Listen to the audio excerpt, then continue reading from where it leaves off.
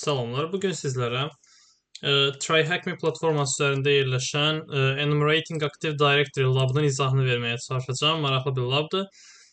Bunu əvvəldən işləmişəm, amma indi yenidən sizinlə bərabər burada işləyəcək. Demək, bu lab işləməmişdən öncə, ilk öncə, yəni Active Directory-nin nə olduğunu başa düşmək lazımdır. Active Directory özü, belə deyək də, Microsoft tərəfindən hazırlanan bir xidmətdir, hansı ki, organizationları, yəni şirkətləri və s. Mərkəzləşdirilmiş şəkildə idarə etmək üçün istifadə olunur və bir növ bizim işimizi asanlaşdırır. Və Active Directory-nin özü bir databazadır, hansı ki, bu databaza özü NTDS folderda yerləşir və burada məsəl üçün müəyyən demək global catalog və yaxud da organizational unit kimi anlayışlar var ki, sistemə qoşulan userlar global catalog və yaxud da domain controller vasitəsilə özlərini daha rahat deməli, autentifikasiya edə bilir və bu da bizim bir növ işimizi asanlaşdırır və sürətləndirir. Həmçinin də daha təhlükəsiz bir environment yaratmağa xidmət edir. Active Directory haqqında qısa danışası olsaq, Active Directory-nin özü iki hissədən ibarətdir. Logical, yəni məntiqi infrastruktur və physical, yəni fiziki infrastrukturdan və logical infrastruktur özü isə bölünür domain, organizational unit, tree və forest-ə. Physical isə saytlar və domain controllerlardır. Domain controller özü Active Directory mühitinin qurulduğu serverdir. Bu Windows server ola bilər, hansı ki, məsələn, Windows clientlarda Active Directory qurmaq olmur, ancaq serverlərdə qurula bilər.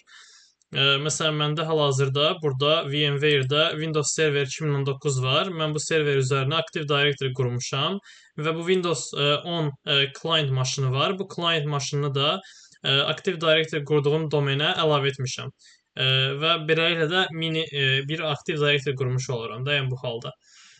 Yəni domain controller ancaq Windows Server ola bilər. Bu indi versiyası fərqli ola bilər. Windows Server 2019 da ola bilər, 22 də ola bilər və s. Saytlar isə məsələn bir növ bankın filialları kimi başa düşülə bilər. Nəysə, çox mövzudan kənara çıxmayaq. Başlayaq demək Active Directory enumeration-la. Bu labın internetinə, yəni daha doğrusu network-nə qoşulmaq üçün ilk öncə nə etməlisiniz? Deməli, yəni digər lablardakı kimi deyil, biraz fərqlidir.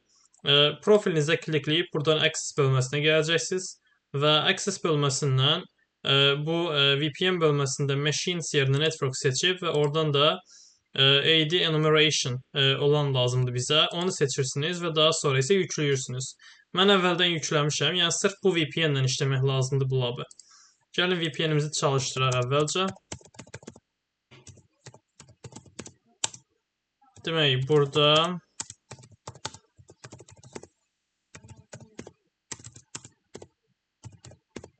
tamam. Bu bizim VPN-imizdir və hal-hazırda burada gördüyümüz kimi IP adresimiz düşdü bu hissəyə. İndi yəni burada da statusuna baxası olsaq, bir dənə bu hissəni refresh edək. Və gördüyümüz kimi hal-hazırda connection olaraq connected qeyd olunur.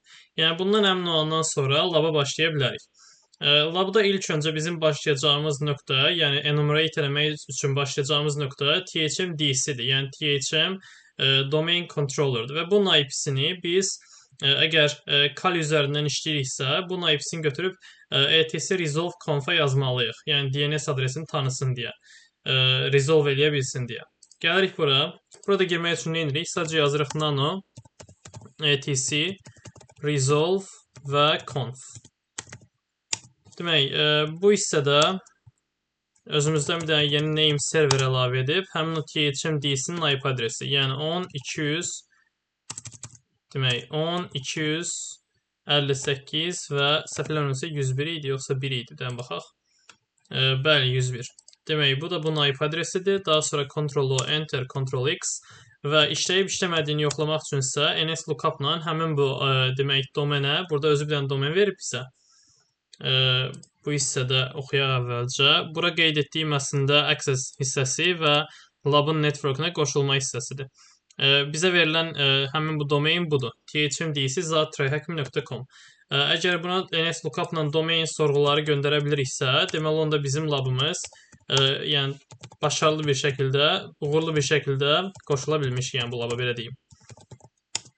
Gördüyümüz kimi, yəni serveri tanıyır və IP adresdən onun deməli domain name-ni resolve eləyə bilir. Demək, problem yoxdur. Demək, indi burada olduğu kimi davam edəcək, yəni izləyəcəyik prosesi. İlk öncə burada credential injection deyilən bir şeydən danışır və bunun Windows və Linux-dakı fərqindən danışır. Bunun indi hamısını mən oxumayacağam. Lazım olan tasklar edəcək sizlərlə. Burada runs.exe deyilən bir faylımız var və onunla net only user, domain adı, username və cmd.exe deyilən bir option yazır. Hansı ki bu net only belə deyək də, domainə qoşulu user olduğumuza görə credentialları yükləmək üçün istifadə olunur. Networklə bağlı credentiallar. Burada da onunla bağlı müəyyən suallar var. Bizim növbəti tasklarda lazım olan hissə nə olacaq? Əvvəlcə bu suallara baxaq. What native Windows binary allows us to inject credentials legitimately into memory? Demək, bunu özü yuxarı deyir. Bu runs.exe-dir.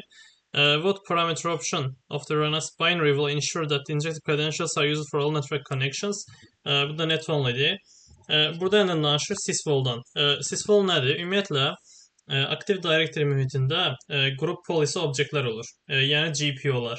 Bu GPO-lar nədir? Məsələn, bu GPO-lar sayəsində biz Active Directory mühitindəki clientlar üçün müəyyən qaydalar tətbiq edirik. Məsəl üçün, yeni yaratdığımız hər bir user'ın təyin etdiyimiz passwordunda sadə simvollardan istifadə edilməsin.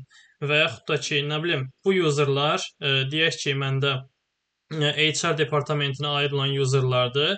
Bu user'ların CMD-yə girişi qadağan olunsun. Yəni bu tipli policy'lər təyin etdiyimiz hissə bizdə GPO-lar adlandırılır və bu GPO-ları biz Active Directory-də sysvol, yəni sysvolume qovluğundan təyin edirik. Ona görə də yəni burada bu belə adlandırılır. Və əlavə olaraq burada bir şeylə də danışır.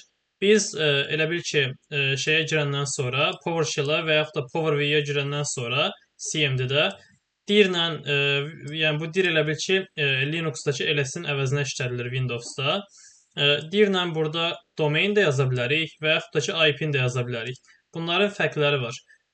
Domainlə yazdığımız versiyası daha təhlükəsizdir. Niyə? Çünki domainlə yazanda Active Directory-dəki autentifikasiya Kerberos protokolu üzərindən baş verir. Amma IP adres formasında yazanda isə NTLM vasitəsilə baş verir. Və burada da NTLM və Kerberos arasındakı fərqlər meydana çıxır. NTLM daha təhlükəlidir. Niyə? Çünki NTLM autentifikasiyası zamanı autentifikasiyanın bir hissəsində elə bil ki, özünü autentifikasiya etmək istəyən user domain controller-a, əvvəlcə daha doğrusu serverə öz passwordunun həşli versiyasını göndərir doğrulamaq üçün. Və əgər orada bir dənə man in the middle attack baş versə, attacker həmin o həşi götürüb dekript etsə, client'ın passwordunu öyrənə bilər. Ona görə yəni bu həssasdır. Amma Kerberos'da isə belə deyil. Kerberos ticket granting ticket və ticket granting service deyilən sistemlərdən istifadə edir və ona görə də orada belə bir problem yaranmır. Yəni ona görə Kerberos daha təhlükəsizdir və biz də domain formasında yazanda autentifikasiya Kerberos üzərindən baş verir. Ona görə bu sualın cavabı budur. Keçək növbəti taskımıza. Demək, burada bizə nə verir dostlar? Burada. O hissə yuxarıdaydı. Bizə credential'ları əldə etmək üçün bir dənə şey verir, bir hissə verir. De ona baxaq, haradaydısa. Bir dənə tam yerinə baxmaq lazımdır. Bir dəqiqə baxaq. Bəli, bu hissə. Bunu biz yeni bir tabda açaq. Bu hissədə bir çox userlar üçün credential'lar var. Yəni hər dəfə yenisini istəyəndə yenisini verir. İndi bizə fərqi yoxdur. Yəni biri də olsa bəsdir. Məsələn, username-imiz budur və passwordumuz budur. Biz buna ilk labımızın gərəyində şeylə qoşulmalıydıq. Bu credential injection-da. Sadəcə bu lab deyil deyə sadəcə izah elədim. Burada SSH-la qoşulurdu gördüyünüz kimi. Amma növbəti labımızda, yəni bu şeydə enumeration through Microsoft Management Console. Bu deməli Active Directory-ni qrafik arayüzü ilə enumeration eləmək üçündür və burada da biz bu maşına qoşulmaq üçün Remina-dan istifadə edəcəyik. Hansı ki, Remina da yəni çox tanınmış bir tooldur, Remote Desktop protokoludur. İndi sadəcə yazırıq Remina bu hissəyə. Buradan root'un passwordunu yazıb daxil oluruq və bu hissəyə buradan aldığımız credential'lara yox bir şey yazacaq və Remina ilə qoşulanda burada bizə haradasa qeyd eləməlidir. THM Jump 1 var. Bax, bu maşının IP adresini yazıb qoşulmaq lazımdır. THM Jump 1 isə budur. 10, 258 və 248. Gəlirik bura. Buradan bu plus işarəsinə basırıq. Demək, server hissəsinə gəlib o həmin IP-ni yazırıq. 10.258 və 248. Username-ə gəlirik bu credential olan hissədə. Bu username-imizdir. Yanındakı da passwordumuz. Bunu götürdük. Gəldik username-ə bunu yazacaq. Bura gəldik. Password-a da bunu yazacaq. Tamamdır. Domain hissəsinə isə za.tryhackme.com yazmaq kifayətdir. Sadəcə mən yaza bilmədim. Və əlavə olaraq da ekran görüntüsünü, çözünürlüyünü falan artırmaq üçün burada pikselləri artırmaq. Məsələn, mən 1024-ün 768-ə qoyacağam və basırıq Save and Connect. Bu formada, yəni bir problem olmasa, qoşula bilməliyik. Yəni, bəzən biraz vaxt ala bilir, bəzən qoşulmur, problem olur. İnşallah olmaz bizim texniki bir problemimiz. Hələ ki qoşulmur niyəsə.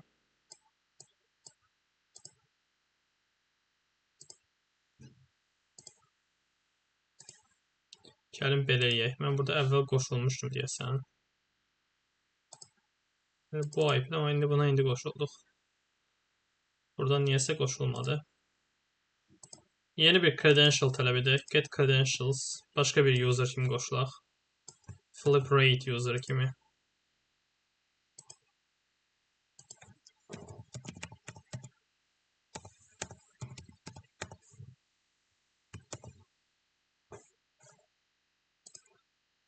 Bu hissəni götürdük.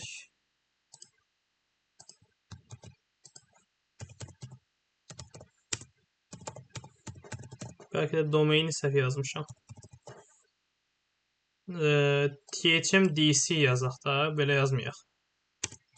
THMDC.za.tryhackme.com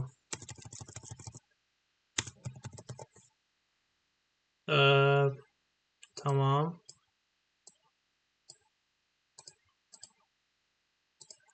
Save and Connect.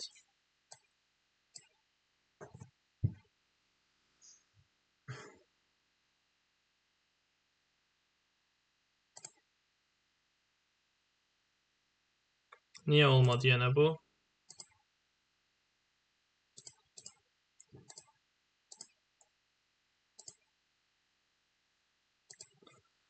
Yaxşı. Belə bir şey eləyək. 10, 258, 248.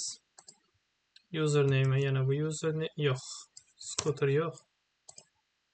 Bir dəqiqə. Flip rate.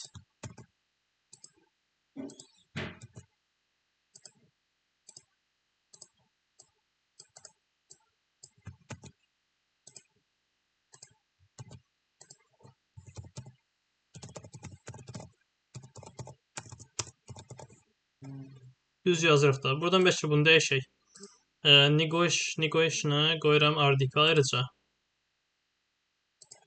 Və gəlib bu custom hissəsində bunu 1024. Bəlkə indi oldu. Olmur. Gördüyümüz kimi nəsə problem var. Eyb yox. Buradan alınmasa biz şeydən də eləyə bilərik. Attack box-dan eləyə bilərik.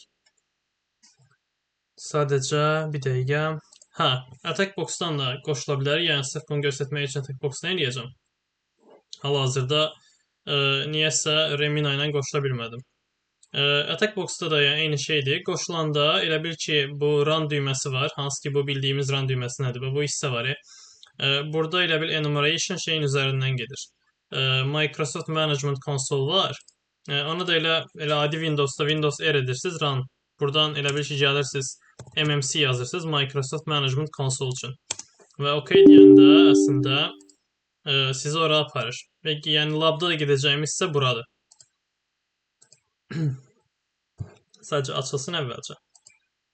Amma yəni mən əvvəl işləyəndə bu Remina ilə qoşulurdu. Bəzən problem ola bilir. Yəni niyə qoy? Yəni bir dənə təzədən başladaq Reminanı burada.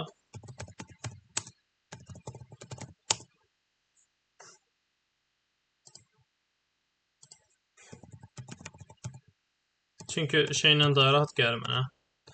Düz deyə attack box-da da işləyə bilərik. Problem deyil. Yeni bir credential götürək bəlkə.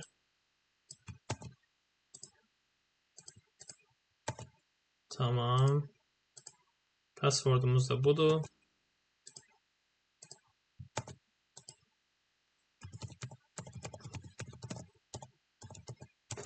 Bəlkə domaini bəzən səhv yazıram bilmədən. Ona görə qoşulmur. tryhackme.com. Tamam. Bunu da gəlib ölçüsünü artırırıq. Save and connect. Burada nəsə alınmır. Qoşulan kimi ilk öncə bizdən sertifikatı qəbul edirsiniz deyə bir hissə gəlirdi. Onu qəbul edəndən sonra artıq qoşulurdu. Aha, deyəsən qoşuldu. Əla. Qoşuluruq. Artıq onda attack box-a bizim gərəyimiz qalmır. Sadəcə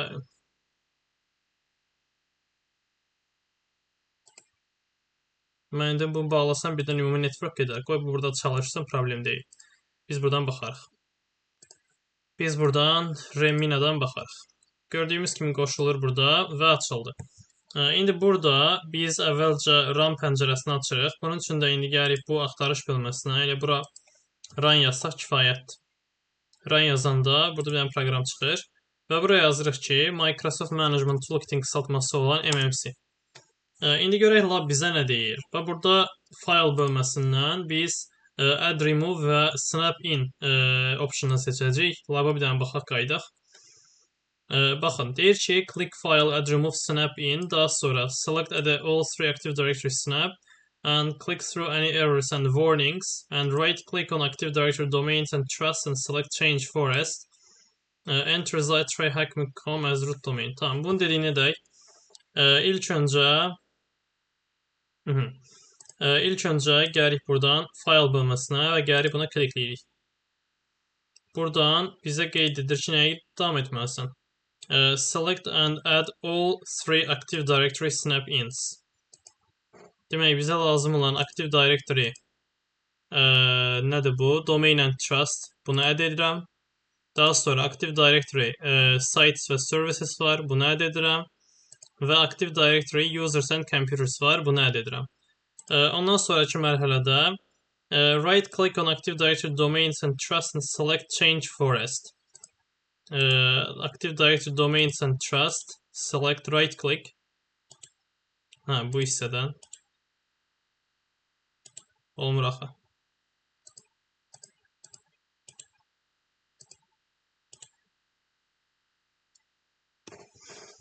Bir dəqiqə. Deyir ki, sağ düyməni kliklə və select change forest optionunu seç. Burada elə bir option görürsünüzmü siz? Hər hansı birində. Domains and trusts.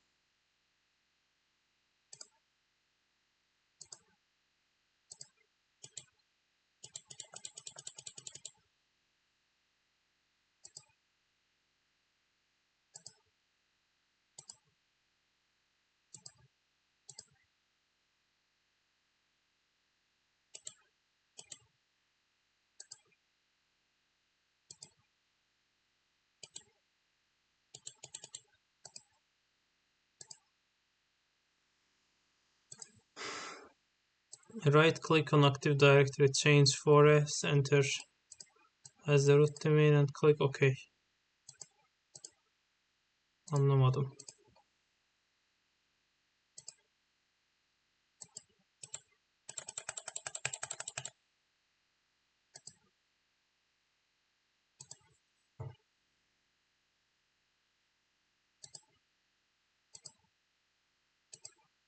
Yeniden əlavə edək bunları.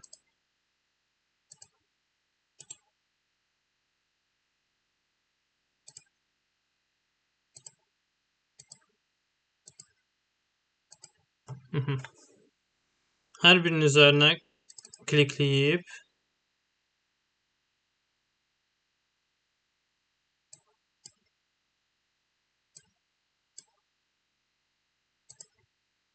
right click eləyəndə heç nə açılmır təəssüf ki burada.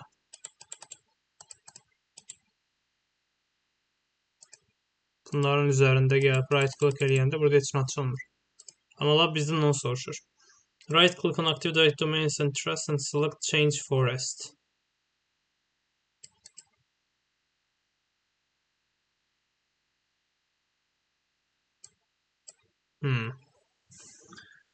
Maraqlıdır.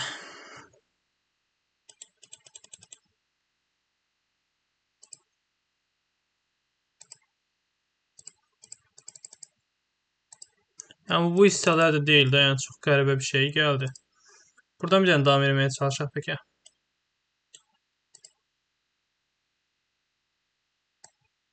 Bu da bizə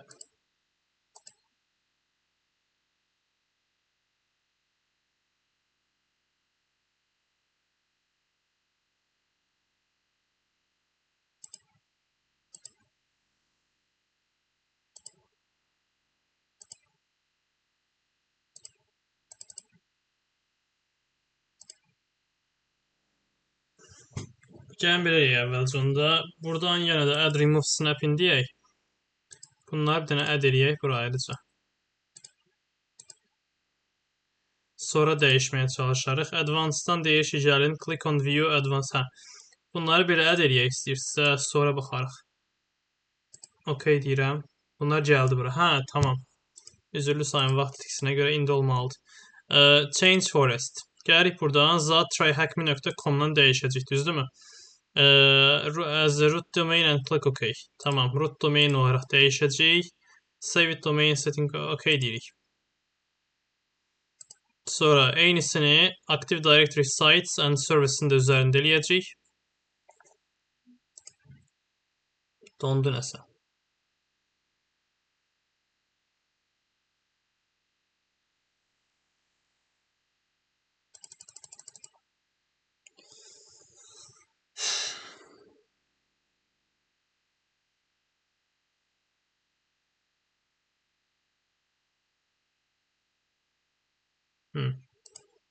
İndi bunu da birincidə elədik. İndi gəlin bunu da eləyək.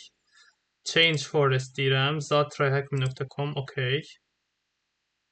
Bu bura apply olunsun. Və sonunda da Active Directory Users and Computers üçün də eynisini edəcək. Və daha sonra orada, yəni bu qrafik arayüzlərindən userlarla enumeration edə biləcək. Sadəcə nəsə biraz yavaş işləyir. Ona qədər üzürlü sayın.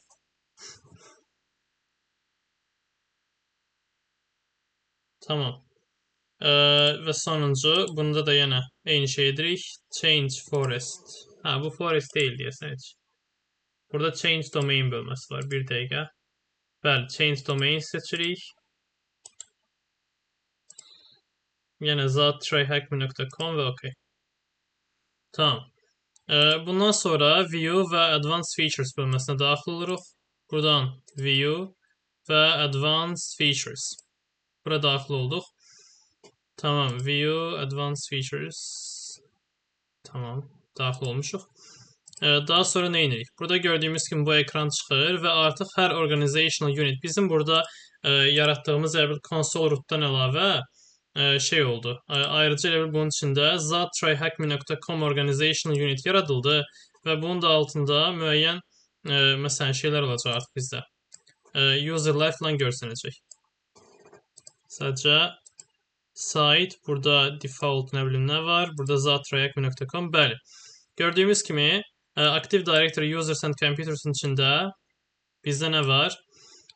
Müəyyən başqa papkalar var, hansı ki adminlər var, built-in qruplar var, userların ayrıca saxlandığı bir organizational unitimiz var və onu da məsələn açanda workstationların saxlandığı, ZAN'ın saxlandığı başqa bir organizational unitimiz var. Yəni organizational unit ümumiyyətlə userların, qrupların və s. saxlandığıdır.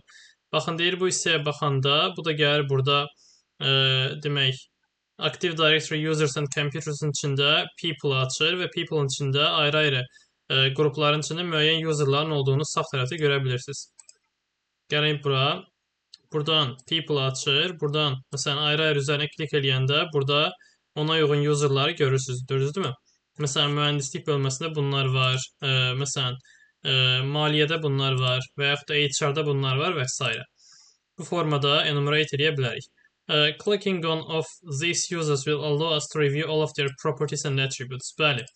Məsələn, istənilən birinə klik eləyəndə onun haqqında olan hər şeyi görə bilirik. Gördüyümüz kimi first name'i budur, last name'i budur, display name'i budur və yaxud da burada account məlumatlarına baxa bilərik gördüyümüz kimi. Buradan özümüz məsələn serverdən elə bil bunun account optionlarını dəyişə bilərik. Məsələn, deyə bilərik ki, password heç vaxt expire olmasın və yaxud da ki, user tutaq ki, sistemə daxil olandan sonra öz passwordunu dəyişə bilməsin və s. Bunlar da bir növ əslində qrup policy gedir. Və yaxud da burada bölməsi olmalıdır. Account bölməsində login hours var. Məsələn, login hours'dan daxil etdiyimiz, daha doğrusu Active Directory serverinə qoşduğumuz user'ın hansı saatlarda sistemə girib girə bilməyəcəyini təyin edə bilərik və yaxud da hansı günlərdə və yaxud da ancaq hansı kompüterlərə girişini müəyyənləşdirə bilərik və s. Bunlar artıq lazım deyil bizə bu hissədə. Sonra burada nəyi soruşur? Baxın. Bizdən we can also use MMC to find host in the environment. If we click on either servers or workstations, the list domain. Tamam. Buradakı server və yaxud da ki workstation bölməsi var. Bunun üzərinə klik eləyəndə thm is, thm mdt deyilən bizdə use kompüterlərimiz var. Və yaxud da workstation bölməsində də belə bir kompüterimiz var. İndi bizdən soruşan suallar hansılar idi? How many computer objects are part of server organizational unit? Servers organizational unit'i bax indicə bu baxdığımız idi da. Burada neçədən kompüter var? Bir bu, bir də bu. 2 dənə. Ona görə doğru cavabımız olur 2. Növbəti, workstations organizational unit'ində neçə dənə kompüterimiz var? Bunu da yenə müəyyənləşdirmək üçün bunun üzərinə klik eləyəndə THM Jump 1 adlı bir dənə kompüter olduğunu görürük. Ona görə doğru cavabımız burada olmuş olur 1. Sonra məsələn, how many departments does this organization consist of? Yəni bu organizational unit ümumi neçə departamentdən ibarətdir? Söhbət hardan gedir deyim. Buradakı bu people'ın altında olan organizational unitlərdən gedir. Consulting, engineering və s. Burada da ümumi 7 dənə department var. Ona görə doğru cavabımız 7'dir. How many admin tiers does this organization have? Bunun üçün burada bizə bir dənə hint verib ki, look under the admin organizational unit. Gəlirik bura. Deməli, admin adlı bir dənə organizational unitimiz var. Bunun aşağı hissəsində, baxın, gördüyümüz kimi T0, T1 və T2 adlanan organizational unitlər və bunların da içində müəyyən userlar yerləşir. Yəni, ona görə burada T0, T1 və T2 olmaqla 3 dənə doğru cavab olacaqdır. Və what's the value of the flag stored in the description attribute of the T0 tiny screen account? Gəlirik bura, T0 üçün lazım olan. Bura gəlirik. T0 organization unitində T0 tiny screen. Bunun üzərinə klikləyəndə biz buradan flagimizi görə bilirik. Gördüyünüz kimi description bölməsində flagimiz var və onu götürüb buraya yapışdırıq. O da bizim olur doğru cavabımız. Növbəti, bu yəni qrafik arayüz Microsoft Management Toolkit vasitəsilə edilən bir enumeration idi. Növbəti enumeration prosesimiz command promptdan olacaq və command promptdan qoşulmaq üçün biz SSH ilə qoşulacaq. Bizim yuxarıda necə qoşulacağımızla bağlı bir şey var idi gördüyümüz kimi. Ona bir dənə baxaq. Haradaydı o? Bəli, burada. O credential səhifəsindən özümüzə uyğun buna tənzimləyəcəyik və ondan sonra qoşulacaq. Gələk bura. Buradan credential olanımız buydu. Yenisini seçək. Məsələn, username'imiz budur. Gəlib burada bunu bundan əvəzləyəcək. Gəlib bu AD username bölməsinə bunu yazırıq. Və salam, passwordda qoşulandan sonra zaten yazacaq. Gəldim bura. Artıq yəni bu hissədə reminlə işimiz tutardı, amma yenə də hər ehtimal qalsın. Yeni bir tab açaq və bu tabda bunu yapışdıraq. Enter. Neysə səhv yazdıq deyəsən. Bircə dəqiqə. SSH za tryhackme.com AD username THM Jump 1 okey də. Mən də elə yazmışam da burada. Sadəcə AD username. Bu hissəni silməyək. Belə qalsın. Bəlkə oldu. Amma yəni bu silinməlidir axı. Yəni niyə olmasın, olmalıydı normalda. Bir dəqiqə deyəsən burada ayrı bir credential verirdi ona görə. Bir dəqiqə baxaq. Başqa bir credential səhifəsi vermiş ola bilərmi bizə? Hardasa. Yox, bəs biz bura necə daxil olurduq? Başqa bir user seçək. Gərək bundan yoxlayaq. Burada üzr istəyirəm. Baxın, buna görə qoşulmuş. Amma indi bu user üçün şey bilmirik deyə, gəlin bu yeni user yazaq. Tamam, indi qoşulmalıdır. Gəlirik, buradan da password'unu götürürük.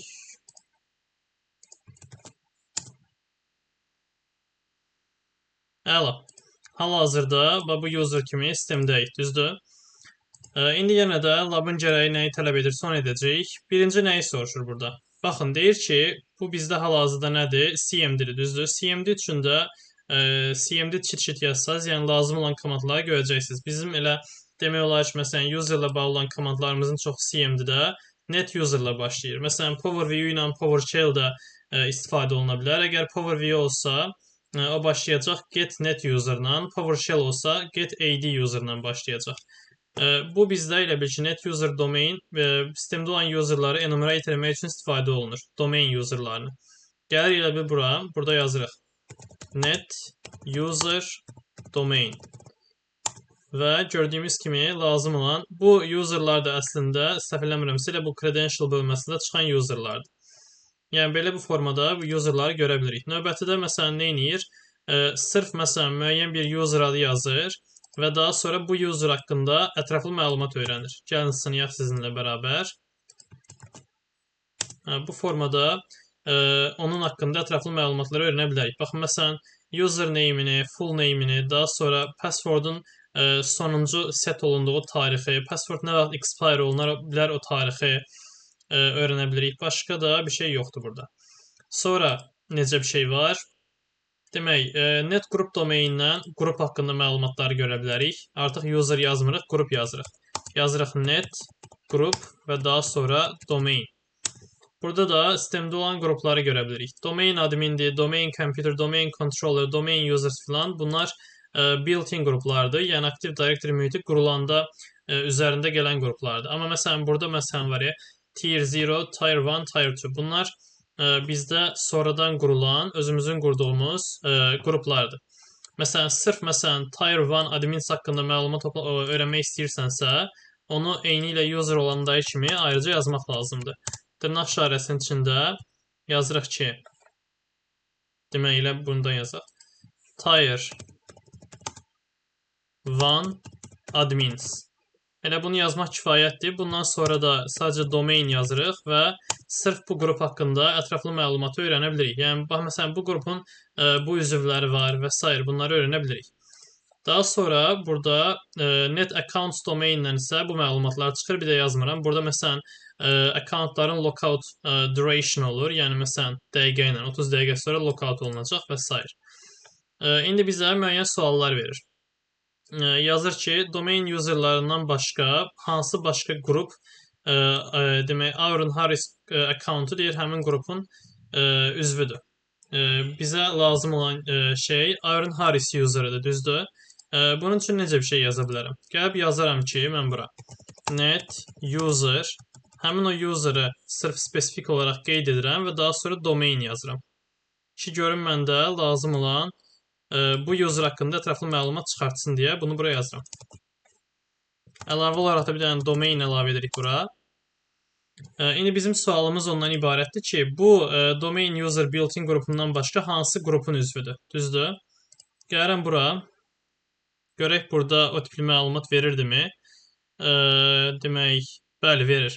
Baxın, burada hansı qrupun üzvü olduğu haqqında məlumatlar var. Domain users bizə lazım olan qrup burada internet access-dir. Access. Ona görə doğru cavab budur. Is the guest account active or not? Bunun aktiv olub olmadığını müəyyənləşdirmək üçün isə şey yazmaq lazım idi da sadəcə. Net account domain, bəli. Bu komandı yazanda burada guest adlı bir şey görsənmir deyə bizim doğru cavabımız olacaq ney, yəni yox. How many accounts are member of Tier 1 admin group? Bunun üçün ayrıca Tier 1 admin qrupu enumerate edirik. Yazırıq bura. Yazamırıq. Niyə yazamırıq?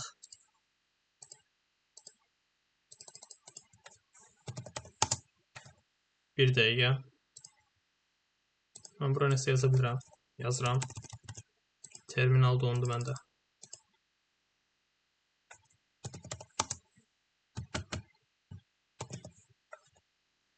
Çox qəribədir. Problem deyil, yenidən yeni bir session açaq. Bunu dayandıraq. SSH-la təzədən qoşulaq.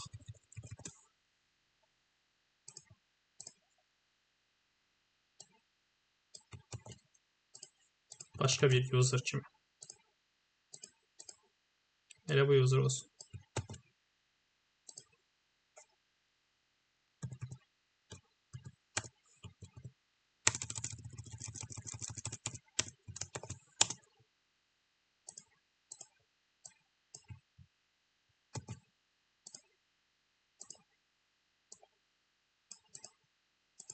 Demək bizim connection'ımızda bir problem olub. Görüm NSLOOKUP sorğusu gedirmi buna? Bəzən belə lab atır bizə. Getmir. Heç Allah bilir buna ping də getməz.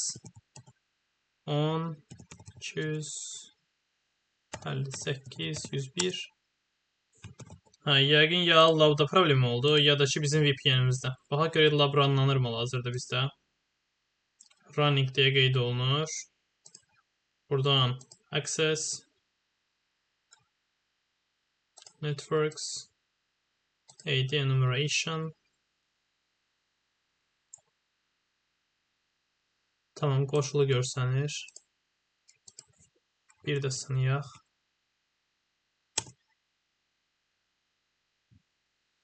Olmur. VPN-i başlayaq təzədən.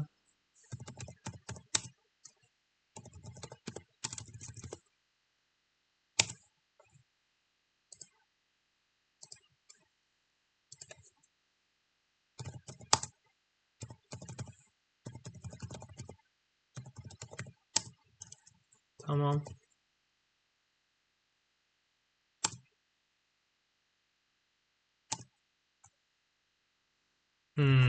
Qoşulmur, çox pis.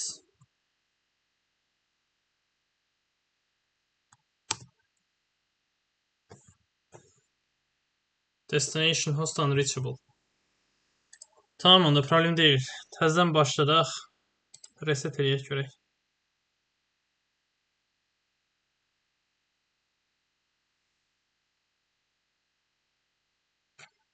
Terminate eləyək, təzədən başladaq. Start.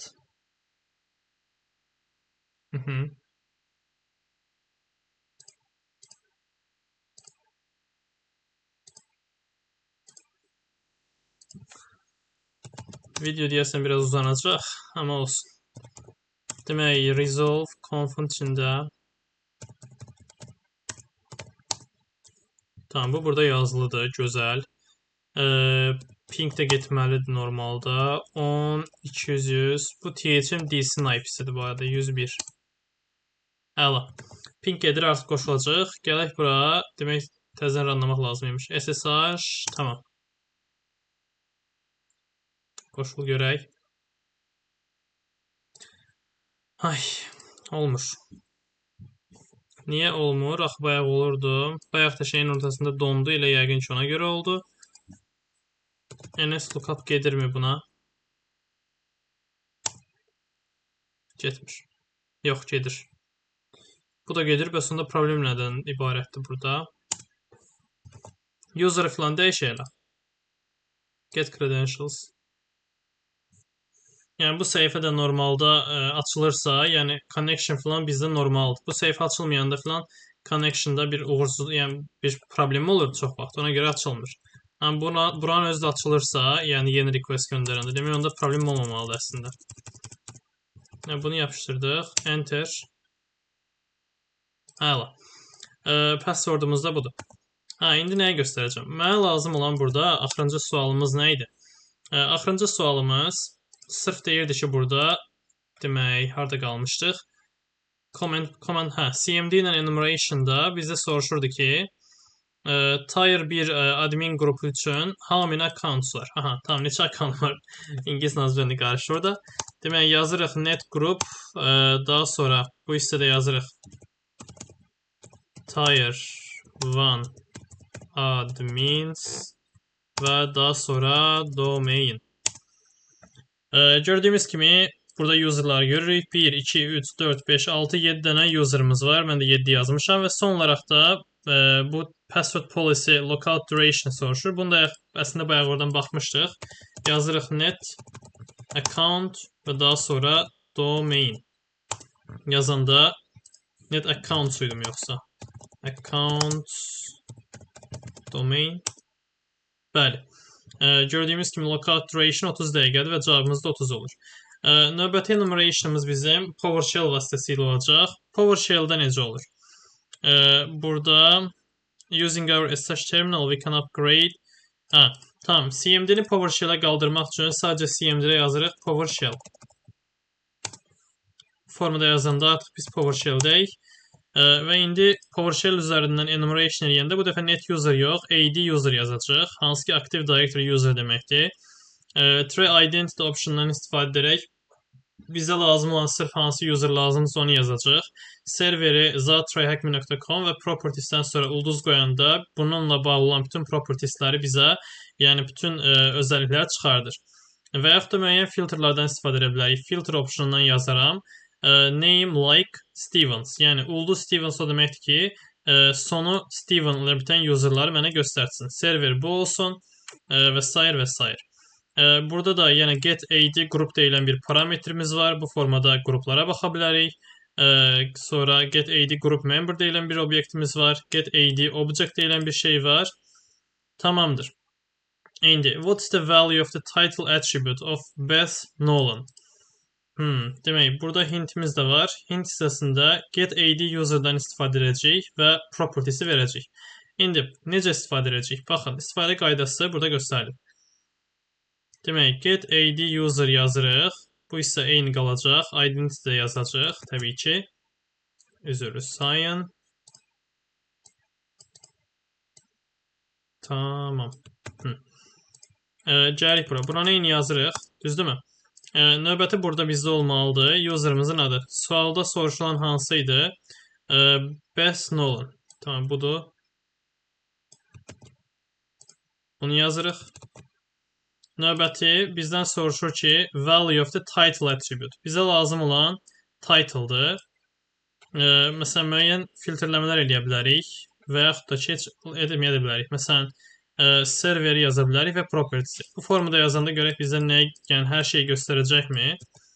Bunu kopyaladım, gəldim bura, yazdım və bütün məlumatları göstərir əslində. Sualda bizdən soruşur ki, deməli, title attribute-u nədir? Aha, yəni vəzifəsi nədir elə bil ki?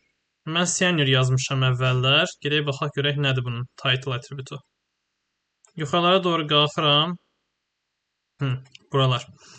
Demək, burada müəyyən məlumatlarımız var. Demək, canonical name var, code page var, company var, created, deleted, country code var, title, enable, əlifba sırasındandır da bu. Initials var, last logon var, PRST. Title'ımız gördüyümüz kimi senior'dır. Növbəti bizdə nə var? What's the value of the distinguished name attribute of Annette Manning? İndi sırf ayrıca bu user üçün verir, düzdür? Bunu götürürük. Eyni kodu indi bunun üzərində yazacaq. Gəlirik buradan. Əslində filtrləmə aparmadan ilə bu formda yazaq, görək bizə hansı məlumat verəcək. Burada soruşduğu şey nədir? Distinguished name. Gəlirəm burada onu axtarıram. D hərfində. Demək. Distinguished name. Gördüyümüz kimi budur və bunda olduğu kimi kopyalayırsınız və yapışdırırsınız. Yəni burada hansı organizational unitə aid olduğu haqqında, domain controller haqqında və s. məlumat verir. Bunda yazmışıq.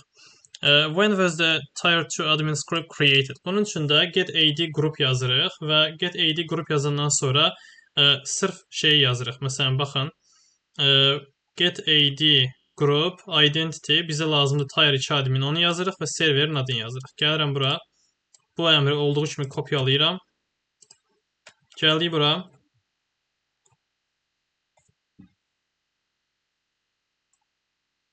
Bir dəqiqə bunu silək.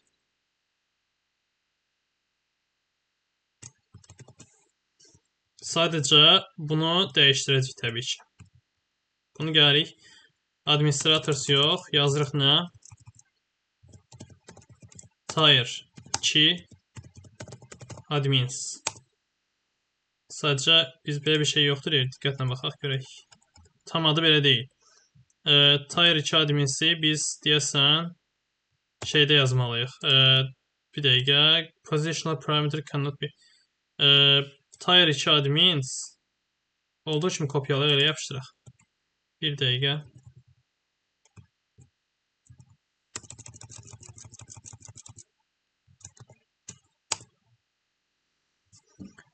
Olmur, niyə olmur? Nəyisə səhv yazırıq. Yazırıq ki, get ID group, identity, administrators. Baxın, bu formada bizə məlumat çıxmalıdır və orada date yazılır. Yəni ki, hansı tarixdə yaradıldığı və s. yazılır. Bizə o məlumat lazımdır. Sadəcə, yəni mən bunu hal-hazırda yaza bilmədim. Identity, administrators, server, track me. Bu da fakt qrupdur da, yəni. Tire 2 admin qrupunun yaradılma tarixini soruşur. Gəlin hələ bunu dırnaqda yazaq görək, nəsə bir fərq olacaq. Bu labı mən əvvəllər işləmişəm, ona görə tam yadımda deyil. Tamam. Çox belə ümidli deyiləm, görək nə olacaq. İşlədi. Demək, bunun yaradılma tarixi ilə bağlı şeyi soruşur deyəsən burada. Tire 2 admin qrupunun yaradılma tarixi. O burada var idimi? Var idim o burada. O burada yoxdur deyəsən heç. Bəs biz onu haradan öyrənə bilərik? Gedək ChatGPT-dən soruşaq. Ən yaxşısı odur, belə vaxt itirməyək bu qədər. Gedək soruşaq.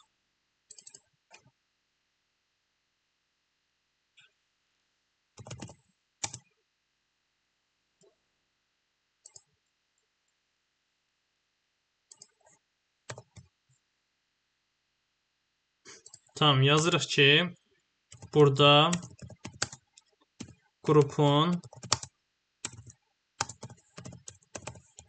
creation date necə baxa bilərik. Görək bizə necə bir response qaytaracaq. Demək, server, özümüzdən properties adlı bir şey əlavə etməliyik və belə bir filtrləmə istifadə etməliyik, o zaman alınacaq deyir. Yoxlayaq görək. Bəli, gördüyümüz kimi bizə tarixi qaytardı. Bizə də bu lazım idi. Çox sağ olsun ChatGPT. Keçirik növbətiyə. Artıq məndə donma baş verir. Bunu bağlayaq. Problem olmasın. Tamam. Gəlirik burada. Deyir ki, what's the value of SID attribute of the enterprise admins group? Burada heç bir filtrləməyə gərək olmayacaq. Artıq elə bil ki, bunu götürürük. Sadəcə onun yerinə nə yazırıq? Onun yerinə demək enterprise admins yazırıq. Gəldim, yapışdırdım bunu bura. Gəlirik, bunu silirik. Bunun yerinə yazırıq. Bunun yerinə yazırıq enterprise admins. Və buradan da SID dəyərini götürüb kopyalayıb oraya yapışdıra bilərik. Və what's the container is used to store deleted AD objects. Deməli, bunun üçün də lazım olan yəni container budur. Son olaraq bir dənə Bloodhound-la enumeration qalır. O da əslində asandır. Sadəcə videonun məndə vaxtı çox olacaq. İstəmirəm bu qədər çox olsun. 50 dəqiqəyə yaxınlaşır artıq. Orada Neo4j adlı bir dənə database var. Bloodhound da əslində qrafik arayüzlü bir dənə enumeration üçün istifadə olunan tooldur. Necə başladırsınız? Elə bil ki, burada labın özündə sizə bir dənə Bloodhound üçün zip faylı verir. Baxın bu hissədə. O zip faylını yükləyirsiniz və onu Bloodhound-un özünə sürükləyib atırsınız. Elə bir gəlirik bura. Buradan Neo4j-ni başladırıq. Neo4j konsolla başlayır. Console start Neo4j. Bunu başlatmalıydıq. Hayır, səhv yazdım. Console extra garbage on command line. Neo4j console verbose başlayarım belə. Başladı. Növbəti bir şeydə isə, məsələn, baxın bura gəlirik. Burada da yazırsınız ki, Bloodhound no sandbox. Əgər Bloodhound-u ilk dəfə açırsınızsa, bunun default username və default password-ı Neo4j-dir. Amma mən ilk dəfə də açmıram deyə özüm əlavə username və sair təyin eləmişəm. Daha doğrusu username eynidir də, password dəyişmişəm. Elə bil bunun qrafik arayüzü açılandan sonra gəlirsiniz buradan bu yüklədiyiniz faylı götürüb bura sürükləyib atırsınız və onun üzərində bu dəfə elə bil bayaq necə ki Microsoft Management Toolkit-dən elədik, daha doğrusu konsoldan elədik qrafik arayüz formasında. Burada da onu görürsünüz. Məsələn, əvvəlcə gedirsiniz bunu yükləyirsiniz, ondan sonra faylı atırsınız və salam. Bu formada, çox çətin deyil. Belə bu videoda sizə Active Directory-nin ümumi nə olduğu haqqında və bu lab daxilində onu necə enumerate etmək olar, ondan danışmağa çalışdım. Ümid edirəm faydalı olar. Əgər elə olsa, videonu bəyənməyi və kanala abunə olmağı unutmayın. Sağ olun.